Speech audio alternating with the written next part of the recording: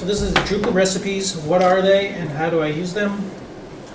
This guide is not really to go over the recipes initiative in general, but more specifically, how do I use recipes? We will go over a little bit, what is the recipes initiative, what's its purpose, but really we're focusing on how do we use them in a real world situation.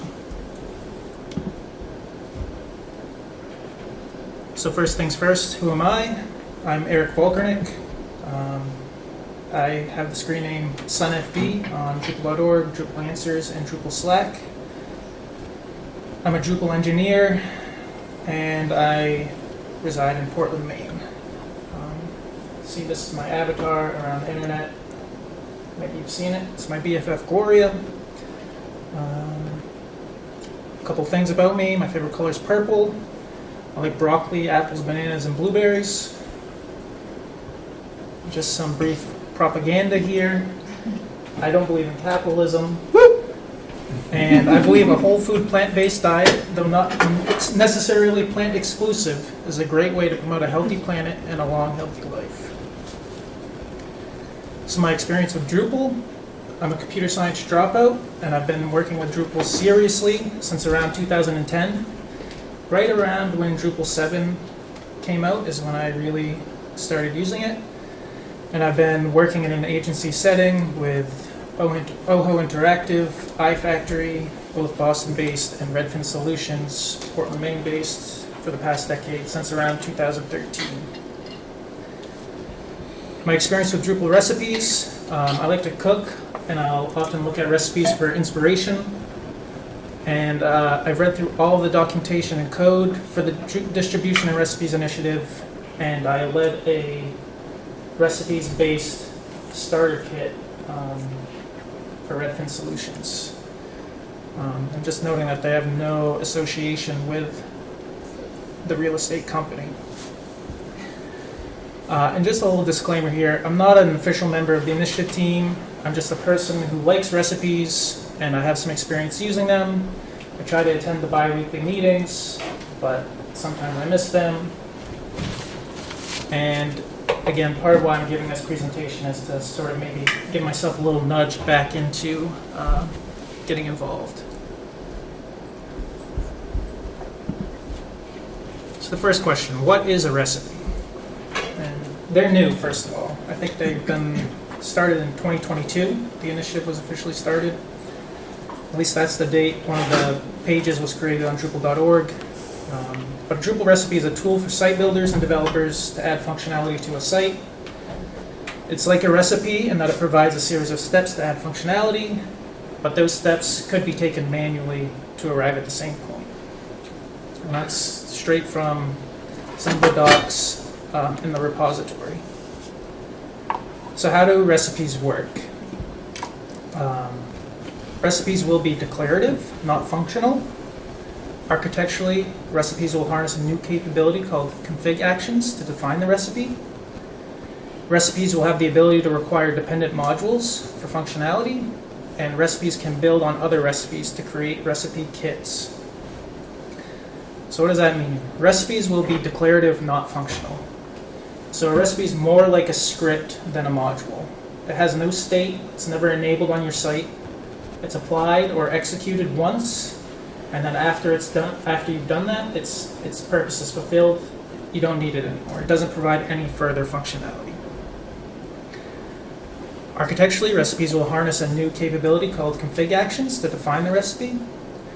So recipes can provide their own configuration via a config directory, similar to a module. Recipes have control over the configuration created by any module it installs. So a recipe can choose to omit some of the configuration from the module, and it can also choose to provide its own configuration instead. So it can completely override it or choose to ignore it. And then recipes can alter existing site configuration unrelated to the modules it's currently installing. And then recipes will have the ability to require dependent modules for their functionality, so they can require and install modules, and they can require and install themes. And then most importantly, they can build on other recipes to create recipe kits. So they can just, one recipe can call a dozen other recipes, which can then call a dozen other recipes. It can keep going and going.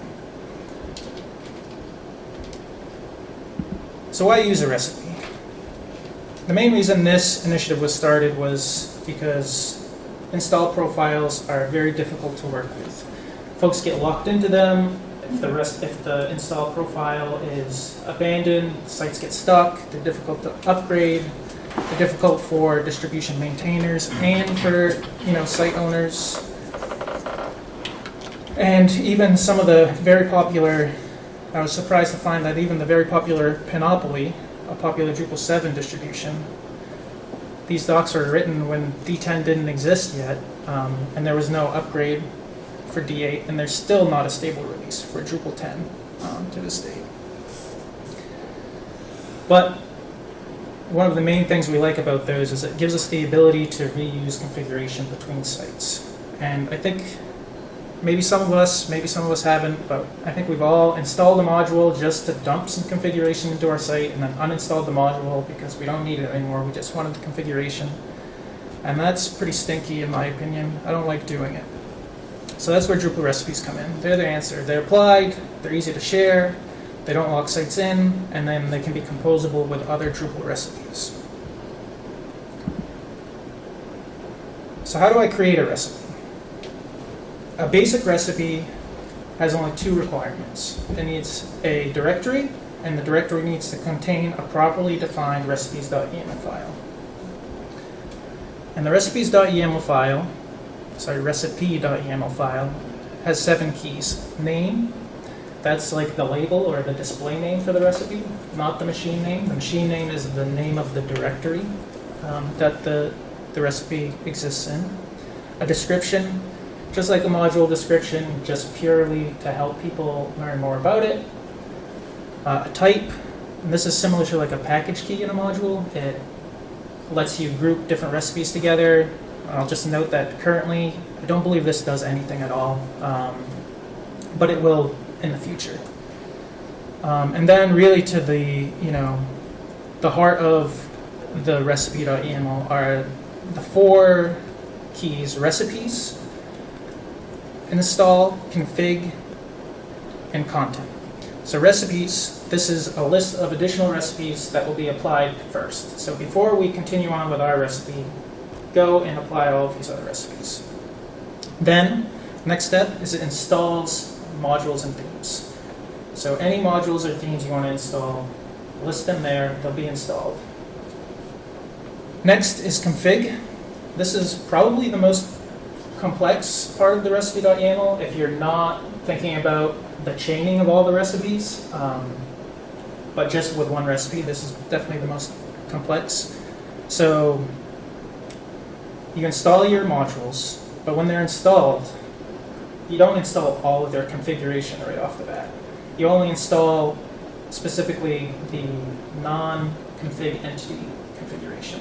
So like config entities, the simplest way I know of to think of them are they're like things that you can have more than one of in your site.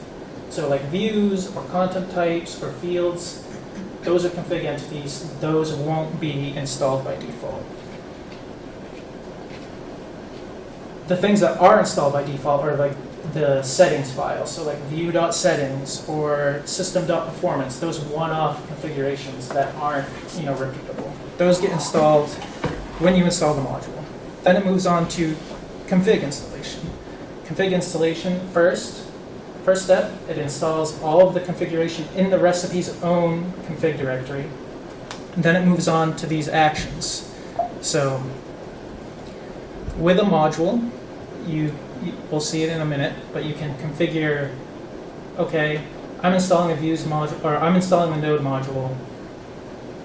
The base node view isn't going to be installed by default because that's the end config entity. I can optionally choose to install it there. But that's how the install section works. Next, actions. These are things like altering existing configuration, I think the simplest one, there are a few of them, but the simplest one is a simple config update. So this would be like just going in and changing one specific configuration in your site. So for example, changing the site name. You might use a simple config update for that. Grant permissions is another example of a config action, and that does just what you might think. It just allows you to grant new permissions to an existing role that exists in the site.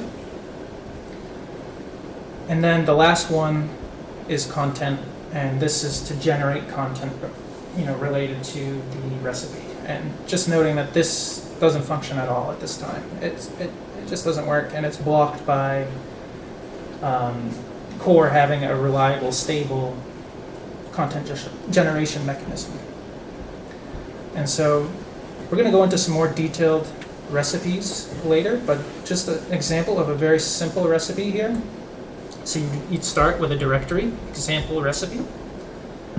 And then, like I said, the only things you need is a directory and then a recipe.yaml file. And so the file, again, is just YAML. So we'll see a name, just example recipe in this case. Description, the most basic example recipe. Type, just an example. And then all we're doing is installing the node module. So that's all this recipe would do. Well, that's it. That's all you need for a basic recipe.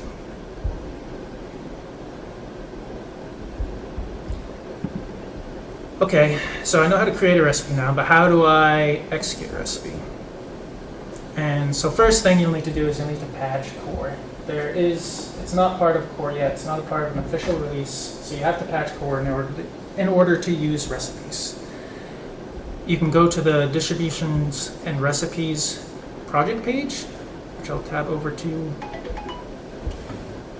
later. And that just lists the patches depending on your Drupal core version, 10.0, 10.1, 10.2, and you can apply the patch with Composer like you would any other core patch. It's pretty easy to do. And then once you've done that, you just run this simple script here.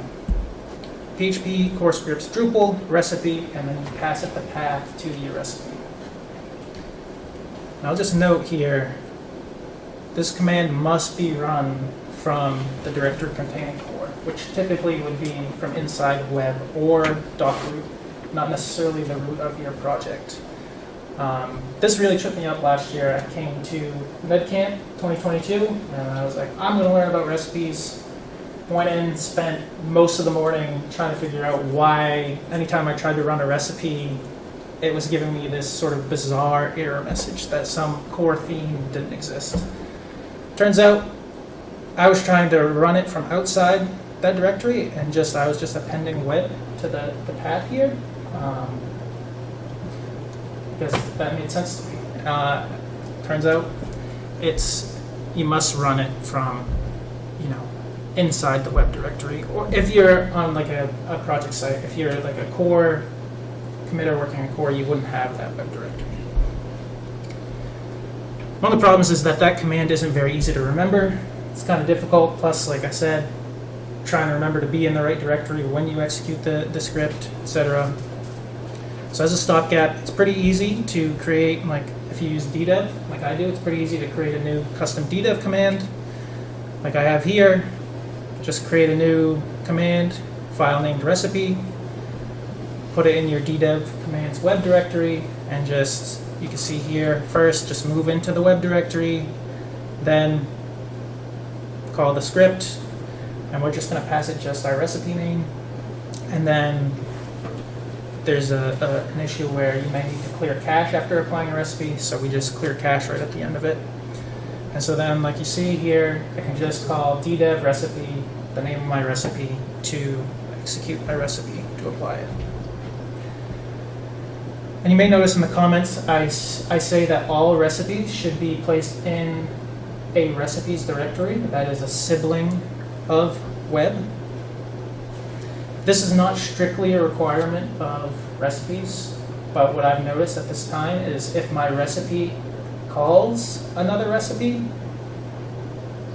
it won't be picked up. It will think the recipe doesn't exist unless it lives in this exact place. This is obviously going to change in the future. You'll be able to find them other places, But for now, again, just put all my recipes right there. That way if they chain, they just work.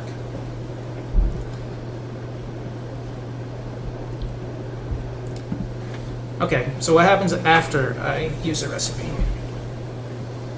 That's it. You're done. Assuming it applied and there are no errors, you don't have to do anything else.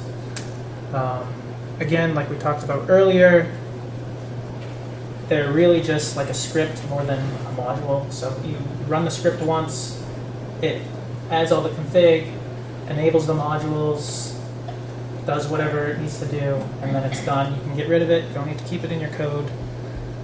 Nobody will even know. They'll think you just went in and built all that stuff really quickly. But what about changes to the recipe in the future? And I think this is something there's, at least to my knowledge, is a bit of an open discussion on. So if I apply a recipe now that provides a blog feature, and then 2 years from now that recipe is updated, I want to be able to reapply that same recipe to update and get the new features. To my knowledge right now, that's not possible.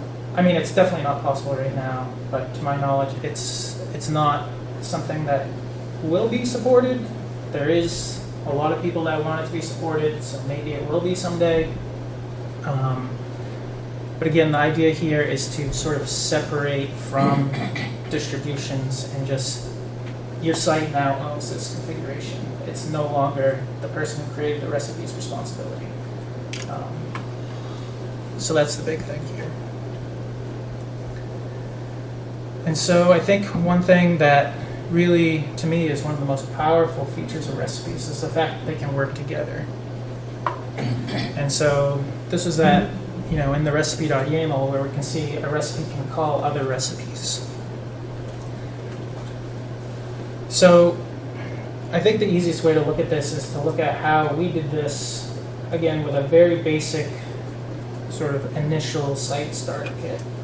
It doesn't build a fully built site, but it does set up some of the core foundational pieces that we build our sites from. And I'll just note that because of some of these limitations, we may be able to change these in the future. But right now, these are really to work with what recipes can do right now. So the first thing we did is we said, okay, we need to think about how we talk about recipes. So we came up with 3 sort of categories. We have meals, so these are recipes that do a lot. In most cases, they apply many other recipes, and that's probably mostly what they do. And then we have dishes, and so these are recipes that provide like individual features. So maybe it's a block type with fully configured, or even a blog feature could be a dish. And then we have ingredients, and so these are very, very small recipes that at this point currently they just all provide literally one piece of configuration. And it's not, my understanding now is I don't know how necessary these will strictly be in the future. There's a little bit we'll look at later about how recipes interact with each other that may be changing. So it may be that we don't need these ingredients set up exactly as they are, but anyway, that's what they are. In our examples, we use them for like creating a view mode that's shared across different types, or creating a shared field, just the field storage. And then later we can apply it to different blocks.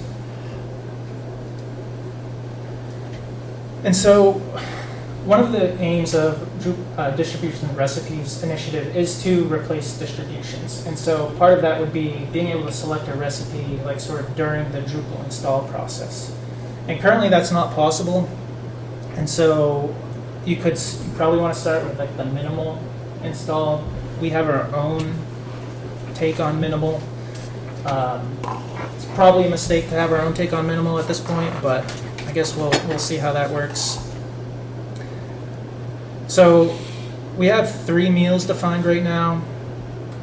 The first one is Marina Standard. We've called our system Marina. And so you'll see that here in all these recipe names.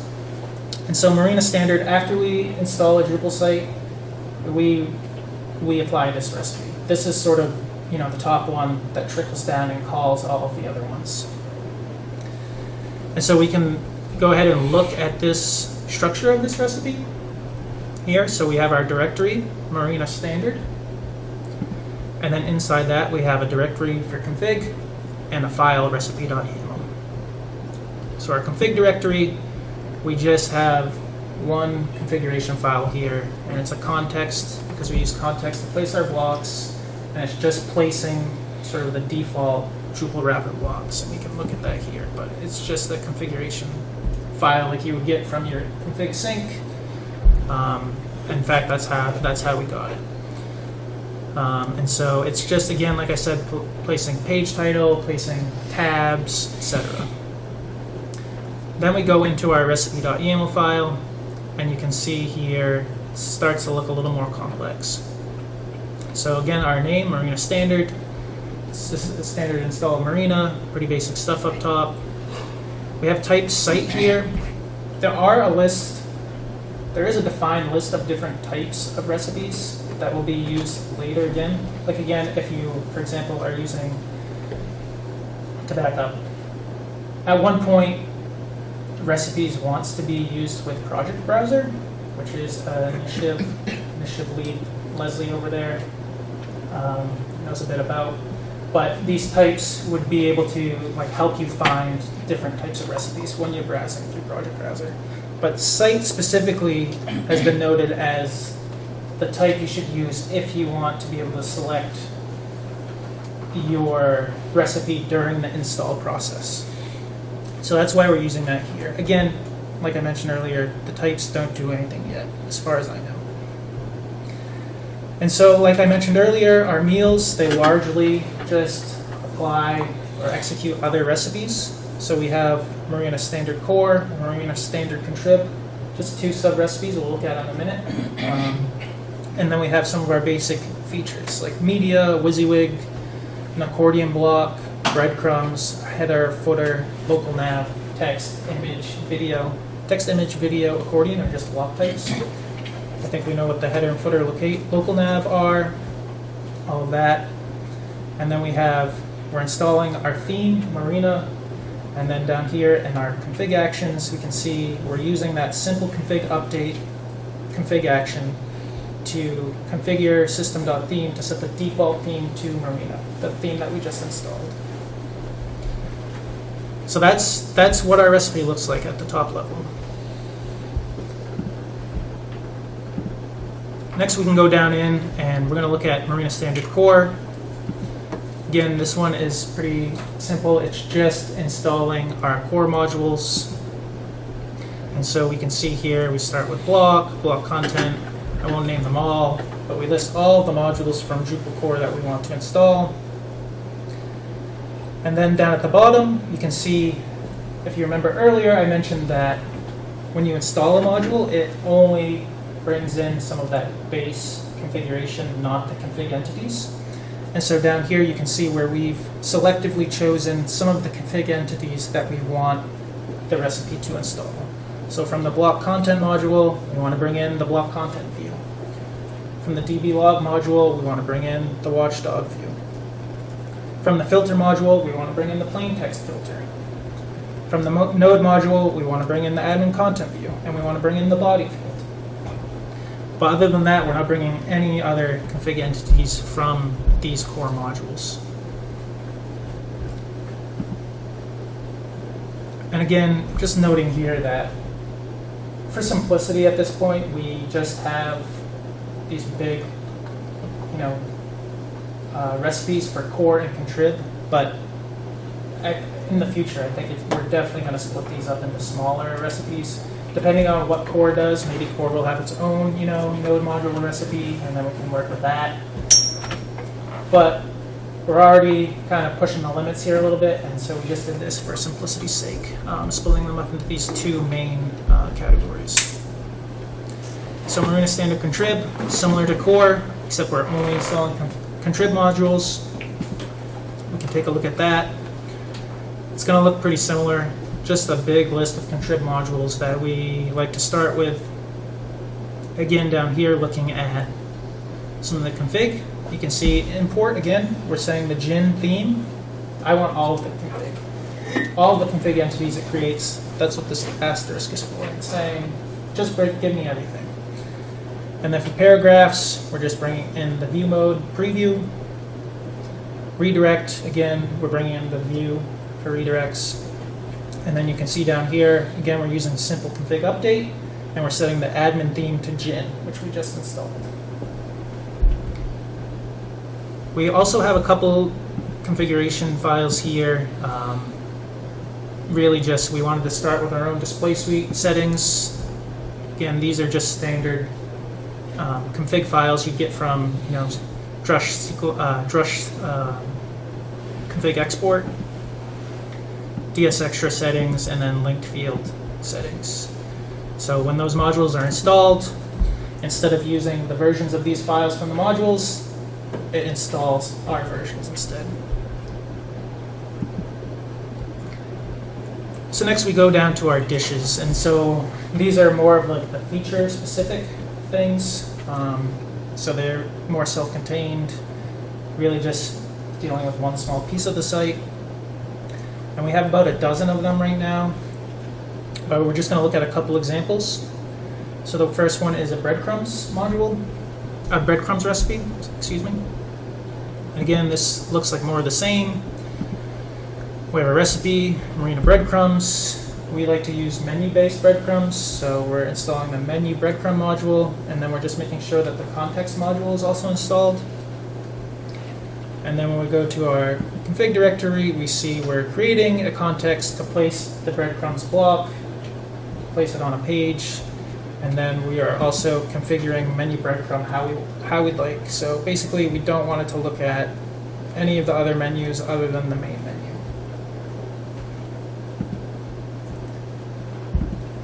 And then we have another one here, a marina text block. So this is just providing a basic text block, like you would use like in a layout builder to place on your page. So again, simple recipe here, text block. It uses a couple other recipes here. Marina WYSIWYG, that's the one where we set up all of our text formats. And then block body, which is just the field storage for a body field. And again, we're going to want to use that field across multiple blocks. So again, that's why it's pulled into a separate recipe. And then we want to make sure that the block content module is installed. And then if we look at our config directory, we'll just see, again, a file defining the block type, the instance settings for our field. We have the storage in the other recipe here. We're just saying this is how it should work on this block, and then our form display and view display settings. So then again, looking down at some of our ingredients, we just have a couple here. We use them for field storages and view modes. So we just have one here defining a card view mode for nodes, and this just makes sure that the node module is installed. And then we just have one config file that just defines a view mode. So pretty simple, simple stuff there. Again, field storage down here, another ingredient. We're just defining a plain text field to use as a node summary field. Similarly, we just see we install two modules, node and text, to make sure they're installed. And then our config is just the field storage settings for that one field.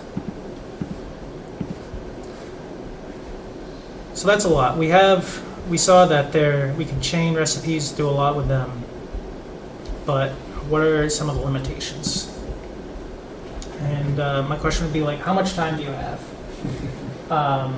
And it's a joke, obviously, but there's a lot we can do, but there's obviously still a lot left. It's still very early in the process, and at this point, because I made the joke and I feel guilty, I just want to take the time to thank everybody who was involved with the recipes, because I love them, and they're doing great work. So what's needed for a stable release? There is an official roadmap, which I will toggle to briefly. And this outlines some of the steps, some of the tasks we need. But you can even see here, phase 2, this stuff is not even fully defined yet. So there's still a lot left.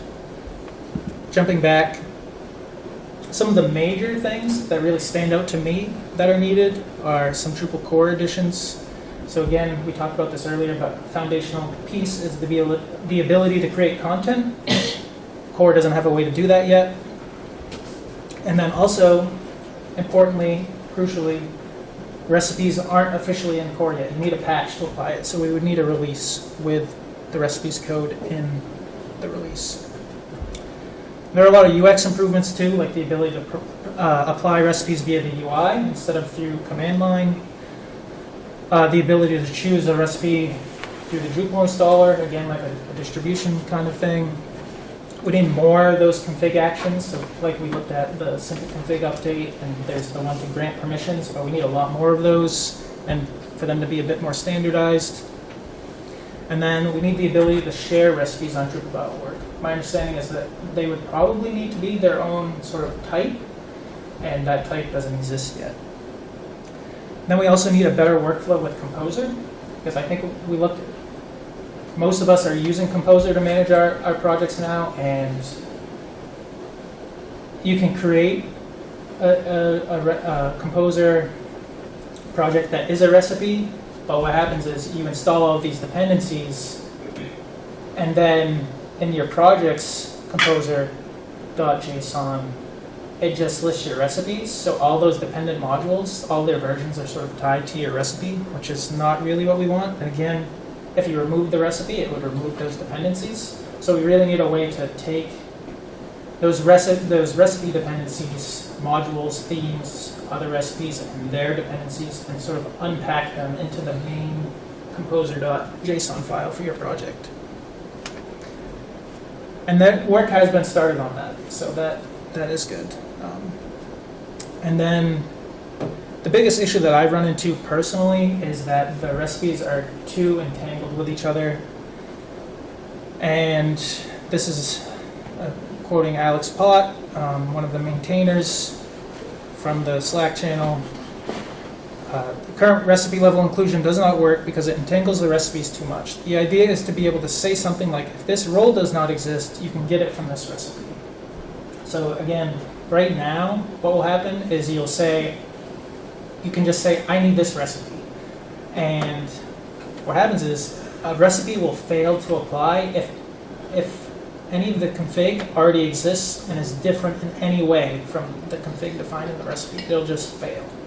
And so this makes it pretty difficult to chain recipes. Some of the stuff that I showed you earlier were specifically not requiring recipes and executing things in a certain order to sort of work around that issue.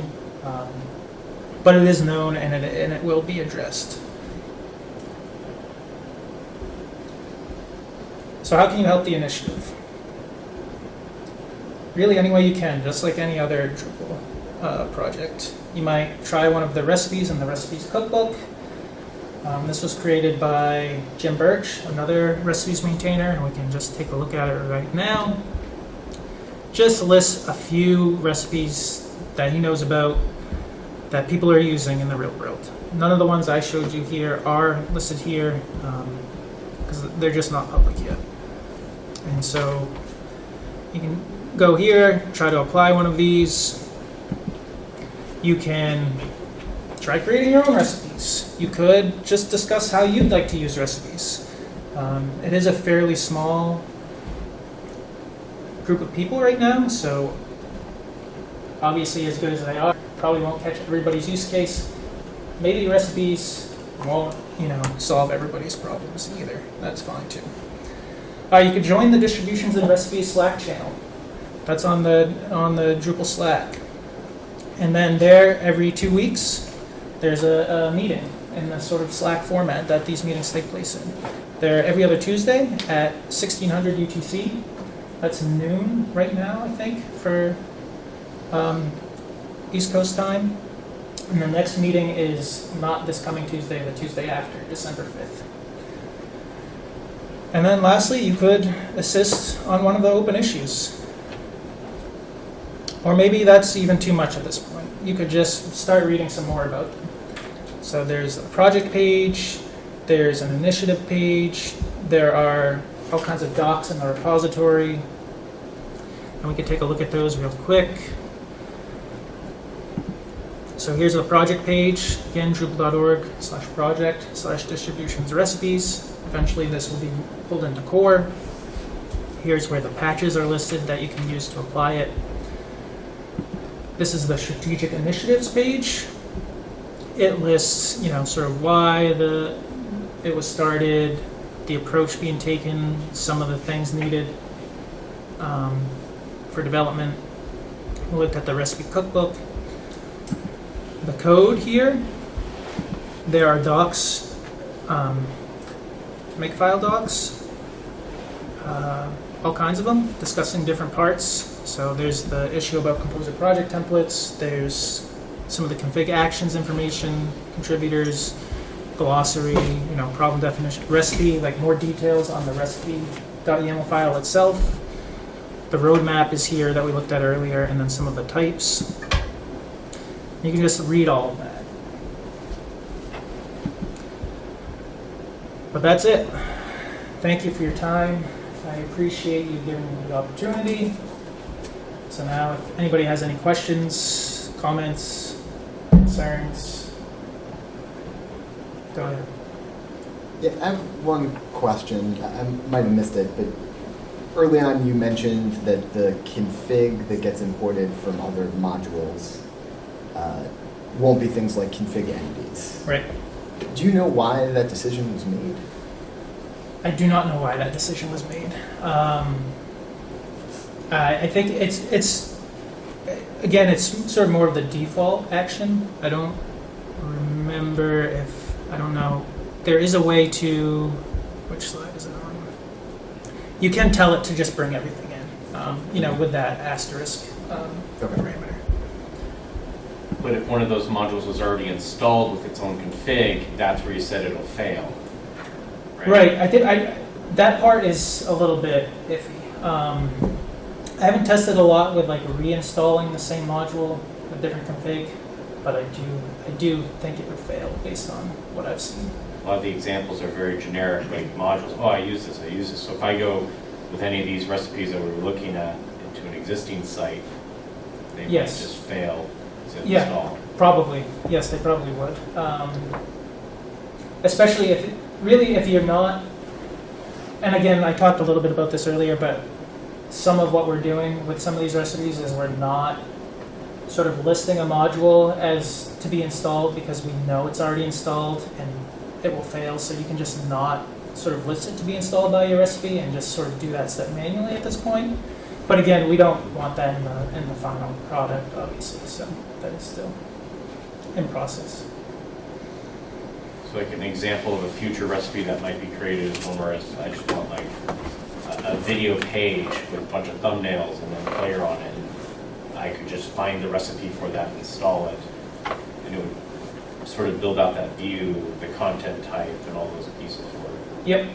Yep. And I think one of the main, sort of to use that as an example, I think one of the issues, again, based on my understanding, is that if you were trying to apply that recipe and say you already had, say you're using media for the videos individually, you already had that video media type defined, and maybe it has a new field on it because you want a new field that's different from the recipe, the whole recipe right now would just fail. But in the future, the goal is that rather than just failing in that case, it's going to say, I just need to make sure that a video media type exists. And if it exists, great, use that. If it doesn't exist, then use this other recipe to create a video type. And so that's, again, a pretty critical piece, but you can work around it at this point by, getting in there and manipulating your recipe.yaml, like not defining dependencies in here.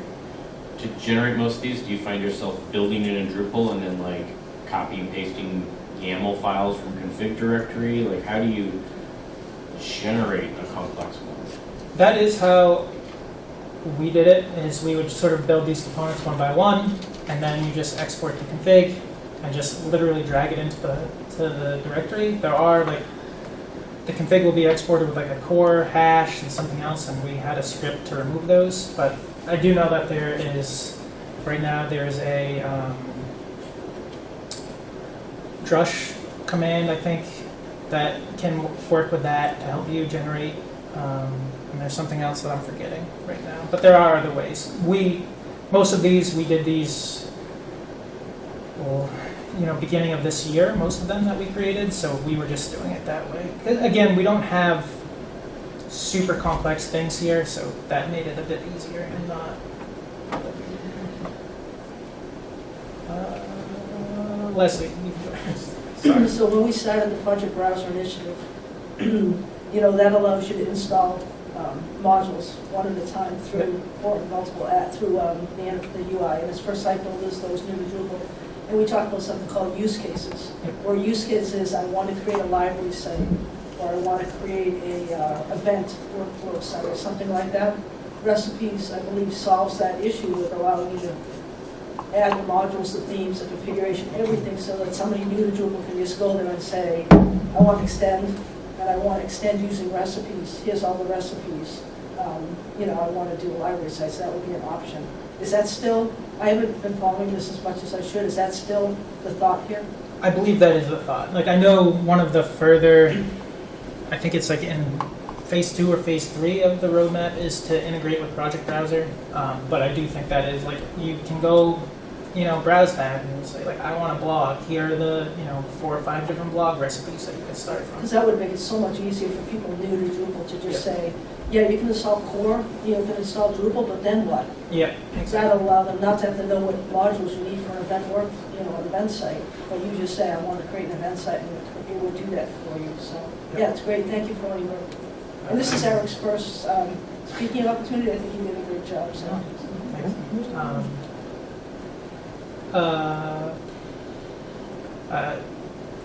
Yeah, so you mentioned you all are using it for content types, or is that due to the limitations now, or could it be done? It's just it could be done now. We just didn't do it because we had limited time and we just didn't do it yet. We started with those other pieces, and again, our content types were mostly not that complex, so we'll just build them. Question. Yep. Actually, I think maybe 2 questions. One of them, so if a recipe, let's say a recipe that's being applied by a recipe that's being applied by another recipe fails somewhere. Yeah. What happens? Does it clean up or does it leave a giant fucking mess? It doesn't clean up. Okay. As far as I know. So it leaves a mess. It leaves a mess. I do think that we don't want that in the future, and that would be something that would be solved. But So like, would you recommend like doing a config snapshot beforehand, like an export? Yeah, I would definitely only run recipes specifically at this point, like on a local development environment, and where I'm then, like, I have my site, it's fresh, I know that my config is all exported, it's all clean, and now I apply my recipe, and now if it messes something up, I can just use like Git to clear everything out and reset everything. Okay, thank you. Here's my second question, which isn't really related to that, but so let's say you have a recipe that's going to modify an existing piece of config, right? Mm-hmm. Does it, like a field, does it identify that by its name, basically? Like, yes. There's such and such test field on my whatever node type. Yeah, it's just like, it would be the name of, let's see if I can find the example. I don't remember where the example is, but it's like the name of the YAML file, but without Gotcha. Yeah. So my question then is, let's say it changes, there is such a thing that it wants to change, but it's changing something that already existed, but is not really the thing it means to change, where it's like, oh, I expected there to be a text field with this name on this content type, and there is, but it's actually not a text field, it's like an integer field or some other thing that just happens to have the same name. So mistaken identity, basically. And so how does the recipe have any way to know that it's about to do something that is good and sensical, or destructive and not smart? Not right now, but I know that there has been a lot of movement on I think config validation which I Okay, think is something Wim yeah, is working on, maybe other people. yeah, maybe- he's broke me into that, actually. I was gonna say work with him maybe every you day. too, Yeah. but I've seen a lot of activity lately in the distributions and recipes channel about that. Okay. And so I think the idea is that we'll be able to leverage that We'll same know stuff to be able to, I don't know anything about it, but Okay. I think that is the idea, that we'll be able to have some kind of validation. Gotcha. Just so, yeah, my concern is just the recipe is just merrily going along and doing its thing, and it doesn't realize that it's just stepping in going down the wrong path, and now the site is completely broken. Yeah, You know, if it definitely succeeds. good thing to bring up. I would definitely not use these on production yet. Definitely do them on my local environment where I can just Safe, revert yeah. everything if something goes wrong. Sure. At least at this point, a good practice anyway, but especially with this, sort of pre-release feature. Okay, thank you. Yeah, you- I was just gonna ask if the website is something that we can access. I will share links to this, my docs here in the, I can share them in the KnitCamp Slack channel on the Drupal Slack and the distributions and recipes Slack channel. So I was just gonna ask, I don't know if you got to sit in Phil's conversation in the other room before, but I'm just curious, I'm so glad you're here. Could those two talk to one another, what you're doing and what he's doing? It should be able to because it's, Maybe we're only you should explain modifying. Alex what it was, because I don't know if he was there, but everyone I was sitting around was like, oh my God, wow, you guys just made this major thing. That's cool. Yeah. I mean, what we're doing will just be config and field storage. So it'd be in the base field storage to set some settings that then can be reused. So if this can import that, it should be able to, I think. I think so. I mean, it can Yeah. import configuration files in themselves, so certainly can do that. And then if there isn't already a way to do it with the existing config actions that we looked at, like the role permissions, simple config update, certainly a new one could be created to do that sort of stuff. Yes. Can it be possible in the future that other projects depend somehow on the recipes? Like some module or distribution depend on some recipe? Is it a use case?